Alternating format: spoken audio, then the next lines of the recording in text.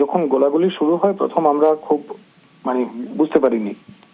একজনকে জিজ্ঞেস করেছিলাম, স্থানীয় একজন ফটোগ্রাফার, ও আমাকে বলল যে মাঝে মাঝে বাঁদর নেমে আসে টুরিস্টদের উৎপাত করে, এজন্য ফরেস্ট ডিপার্টমেন্টের লোকজন এসে ব্ল্যাঙ্ক ফায়ার করে।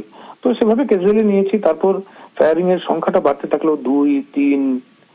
আমার ছেলে ছিল আমার পাশে উল্টো দিকে মুখ করা, সে দেখলো তার চোখের সামনে দুজন মানুষ হেঁটে যাচ্ছে, একজন গানম্যান খুব কাছাকাছি গিয়ে একজনকে গুলি করে ফেললো।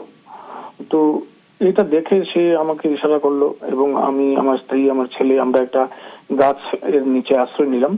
তারপর আমাদের এখানে আরো লোকজন, মুহূর্তের মধ্যেই 15 জনের মতো মানুষ আমরা ওই গাছতলায় শুয়ে পড়লাম।